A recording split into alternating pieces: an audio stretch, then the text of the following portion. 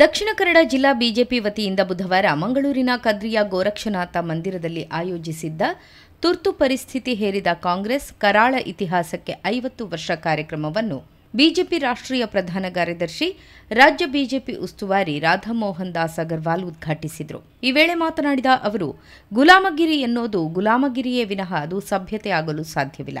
ಗುಲಾಮಗಿರಿ ಎನ್ನುವುದು ಮೊಘಲರ, ಬ್ರಿಟಿಷರ ಅಥವಾ ಕಾಂಗ್ರೆಸ್ಸಿಗರದ್ದಾದರೂ ಅದು ಗುಲಾಮಗಿರಿಯೇ. ಸ್ವರಾಜ್ಯ, ಸ್ವ ಆಡಳಿತ ನಮ್ಮ ಸ್ವಾತಂತ್ರ್ಯದ ಉದ್ದೇಶವಾಗಿತ್ತು. ಆದರೆ ಕಾಂಗ್ರೆಸ್ ಆಡಳಿತದಲ್ಲಿ ದೇಶವನ್ನು ಮತ್ತೆ ಗುಲಾಮಗಿರಿಯತ್ತ ತಳ್ಳಲಾಯಿತು ಎಂದರು. गुजरात में संघर्ष हुआ, गुजरात में कांग्रेस की सरकार इंदिरा गांधी ने स्वयं गिरा दी और सोचा कि जनता का आक्रोश खत्म हो जाएगा और तब निकला बिहार की धरती से एक लोक नायक जयप्रकाश। पूरे देश में उसने बिगुल छोड़ा, नारा दिया, सिंहासन खाली करो कि जनता आती है और चुनौती के साथ उन्होंने आंदोलन किया. ವಿಧಾನ ಪರಿಷತ್ ಸದಸ್ಯ ಸಿಟಿ ರವಿ ಮಾತನಾಡಿ, ತುರ್ತು ಪರಿಸ್ಥಿತಿ ಹೇರಿ 50 ವರ್ಷಗಳಾಗಿವೆ. ಕಾಂಗ್ರೆಸ್ ದೇಶದ ಒಂದೆರಡು ರಾಜ್ಯಗಳಲ್ಲಿ ಮಾತ್ರ ಅಧಿಕಾರದಲ್ಲಿದೆ. ಆದರೂ ಕಾಂಗ್ರೆಸ್ನ ಸರ್ವಾಧಿಕಾರದ ಮನಸ್ಥಿತಿ ಇಂದಿಗೂ ಬದಲಾಗಿಲ್ಲ ಎಂದರು.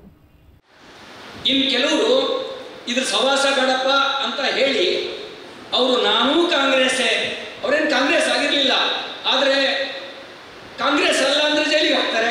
ಅದಕ್ಕೆ ಕೆಲವರು ನಾನೂ ಕಾಂಗ್ರೆಸ್ಸೇ, ನಾನು ಕಾಂಗ್ರೆಸ್ ಅಲ್ಲ, ಸರ್ವಾಧಿಕಾರ ತಪ್ಪು, ತಾನಾಸಾಯಿ ನೈ ಚಲೇಗ ಅಂತ ಹೇಳಿದವರೆಲ್ಲ ಜೈಲಲ್ಲಿದ್ದಾರೆ. ಹಾಗಿದ್ರೆ ಏನು ಮಾಡಬೇಕು? ಆಗ ಮುಂದೆ ಬಂದವರು ಜನಸಾಮಾನ್ಯರು ಈ ಹೋರಾಟವನ್ನು ಮುಂದುವರಿಸಿದರು. ಜನಸಾಮಾನ್ಯರ ಹೋರಾಟದ ಪರಿಣಾಮವಾಗಿ 21 ತಿಂಗಳ ಕಾಲ ಕರಾಳ ತುರ್ತು ಪರಿಸ್ಥಿತಿ ಅಂತ್ಯ ಆಯಿತು. ಸಂಸದ ಕ್ಯಾಪ್ಟನ್ ಬ್ರಿಜೇಶ್ ಚೌಟಾ ಪ್ರಾಸ್ತಾವಿಕವಾಗಿ ಮಾತನಾಡಿದರು.